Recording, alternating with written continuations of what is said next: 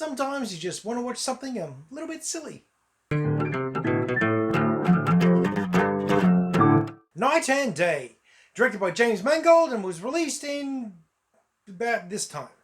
With a budget of 117 million, a domestic take of 76 million, with a international take of 185 million, for a worldwide total of 261 million, and a box office profit of 144 million dollars. Less all marketing and associated costs. Starring Tom Cruise, Cameron Diaz, Viola Davis, Peter Skarsgård, and Paul Dano. And an interesting little appearance by Gal Gadot. I'm not going to tell you where it is, but it's in there. She was familiar, and it took me a couple moments to realise exactly who I was watching. Kicking off with characters, and I'm going to say that this is a two-person show. Sure, there's other supporting actors in there, sure there's other characters on screen, but really this is all about Diaz and Cruise. Mainly for two reasons. One, because they get a massive amount of screen time for this movie. You know, they're the main stars. Of course they get screen time. But quite often it's shared with supporting actors and secondary characters, that sort of thing. Not so much in this one. They have the lion's share of screen time, as they should. Because their chemistry on screen is really quite something. It's very pleasant. It's engaging to watch them work together. And neither one is outdone by the other. I was expecting this to be the Tom Cruise show. I was expecting Diaz to be, you know, there. Just there. Very good, but just there. But oh no, I was wrong. She holds her own, and she does very well. So suffice to say that Roy Miller and June Havens are very cool characters. They are fun to watch. They're fun to go on this ride with. They're just well done. I'm not going to say well-rounded, because you don't get any time to really get to know them. This is quite a quick movie as far as how things happen. You get to know more about June. You do get to know a fair bit about Roy now to think about it, I suppose. But not a lot. Enough that you care. Enough that you're invested, but it's not a full-on, well-rounded, fleshed-out character. But there's enough to enjoy. As for everybody else, look, they're good. They are quite good. They support well. There's no real holes in any of their performance. They're not a detriment in any way. They're just not stand out enough to really discuss. I mean, Viola Davis always plays a tough girl, and she's very tough in this. You know, Skarsgård, again, does the agent thing. You know, there's not much to go with on here. Probably, again, because of the shining stars they have in this film.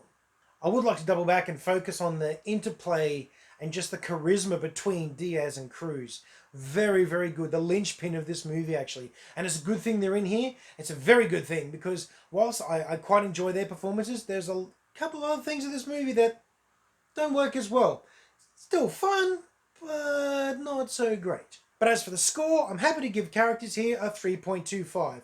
Would have been higher, except it really was a two-person show and a cast of acceptable background extras. Still, not bad, just pretty good.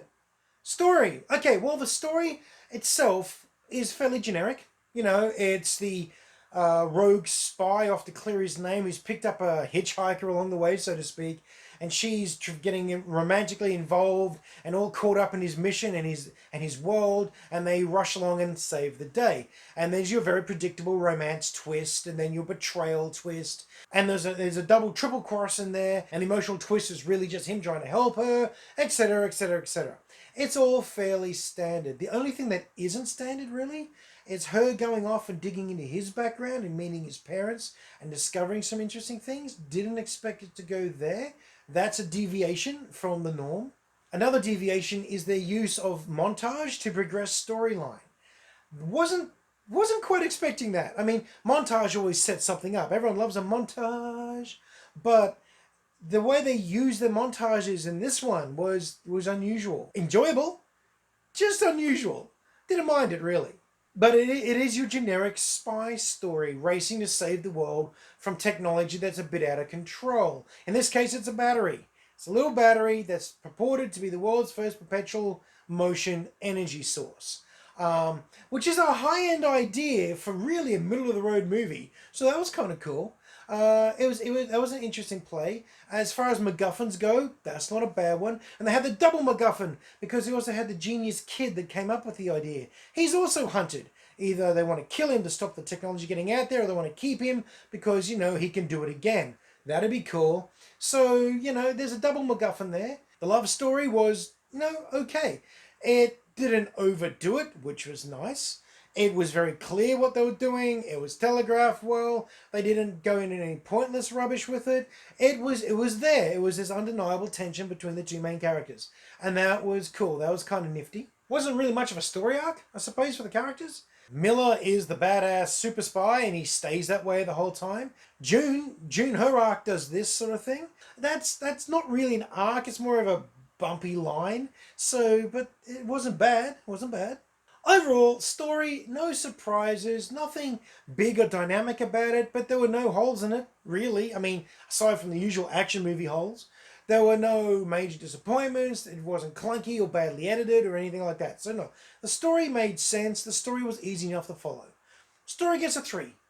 Look and feel. Well, look, they take you on a world tour, that's for certain. You're all over the place. You're in tropical islands, you're in the snow-covered Alps, you're running around in some seaside towns in Europe, jumping between America and everywhere else on the planet. It's actually quite nice.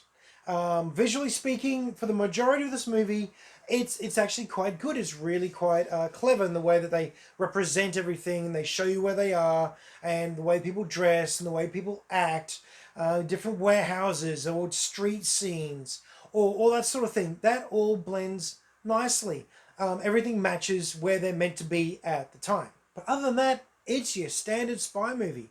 It feels like budget Mission Impossible. I mean, you got the car chases, and you got the car chases with the bulls. That was curious. That was kind of cool. Kind of a little on the nose a couple of times, though, and I'll get to that. When certain characters get drugged out of their brain and pass out and re-wake up and pass out and keep fading in and out of consciousness, that is quite clever. They really did a good job at that. They've got some very clever little sight gags and some very nice little effects when they do that. So that was good. But then speaking of effects, look, the CGI is passable. It's fairly good. Not totally obvious all the time. But then every now and then it's a bit obvious. It's a bit kind of right there. Some of the blurry effects, some of the blending effects, some of the background matting, some of that, not as tight, not as good as it could have been. Kind of surprises me with a budget of 117 million, nearly 120. You'd think there might be a little tiny bit more polish in there. I mean, the bulls looked pretty good for CGI bulls. They did. But there were also obviously CGI bulls every now and then, which makes sense. I mean, it makes sense. You're not actually going to have them running around doing what they're doing amongst a herd of bulls. I mean, I'm pretty sure Tom Cruise would, but but the insurance companies would say no. It's never enough to fully pull you out of the movie, but it is enough that you do notice it and go, ooh, not the best. Okay, no, there was one green screen moment where I swear there must have been a post-production thing where they're trying to, I don't know, pick something up. I don't know what they were doing, and I don't know why. They could have left that out and everything would have been fine. It was untidy, to say the least. That didn't look good. TV. It looked like TV special effects, actually. Every now and then, you got a real TV special effect feel. NCIS, Hawaii Five-0, Magnum PI, the new one, that sort of thing. Those sorts of effects. Not terrible, but they do stand out a bit. So look and feel, where am I going with this? I think look and feel's gonna get a 3. It's not super spectacular, amazing. It just gets a little untidy every now and then. Not enough to drag it down too far, but definitely enough to stop it going any further. So yeah, 3. Script and dialogue. Okay, here's where it feels unique, because it really does feel like a parody of every other Tom Cruise action film he's ever done. And this is intentional. They've definitely gone and intentionally made fun of the super spy genre. Not outlandish, it's not a full-on slapstick, but every now and then he does something or things will happen and it's just silly. It's just plain silliness. When Roy Miller's having this charming, cheerful conversation in the middle of a gunfight, lying on the bottom of a car, yelling through the window, chasing someone, punching someone, explosions are happening, and he's got this cheerful, chipper, we'll be right sort of carry on. It's crazy. They really poke fun at all his other movies in this. They make a bit of a mockery out of the spy genre, and that's entertaining. That's got some very good setup and laugh moments. But then they keep going back to the serious stuff, and they have back into a serious spy moment. And that's okay. Then they'll veer again into another silly sort of thing. And that's also good, but sometimes the jump's a little abrupt.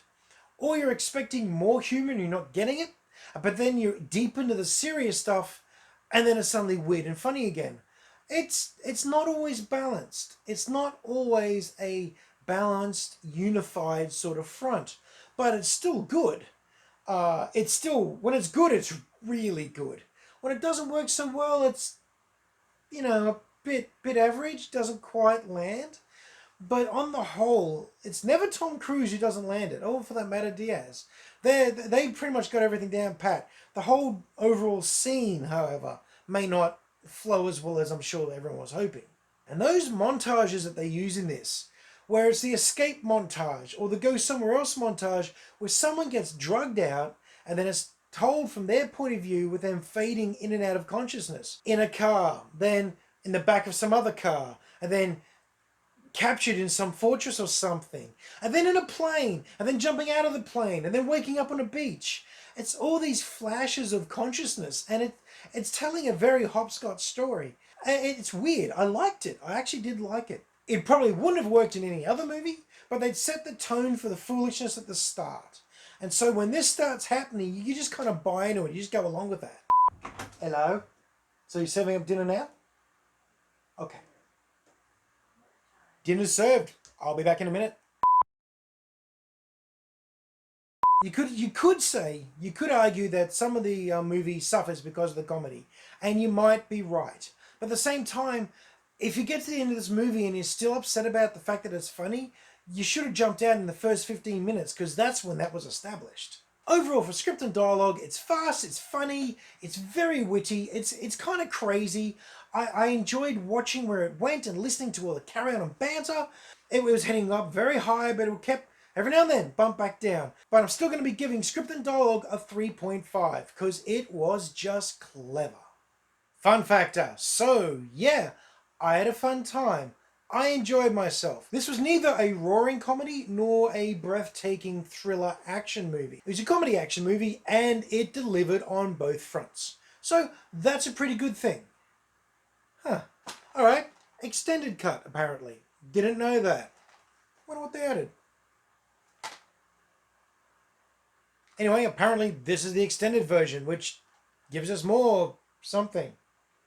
Gives us more stuff, and that stuff was appreciated. Well, it was never boring, it was never offensive, and it never really took you out of the moment. So, hey, that's a bit of a win. Fun factor, I'm going to go ahead and give this a 3. I won't be racing to watch it again, but I certainly don't regret watching it this time either. So, there you go.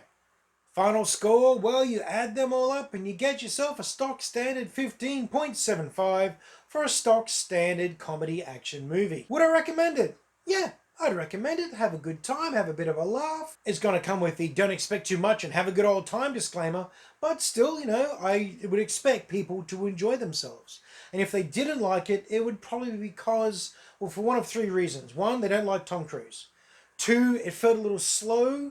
Or 3, it felt a little strange. Those would be the 3 complaints I'd expect to hear from this. So that's my review of Night and Day Extended Cut.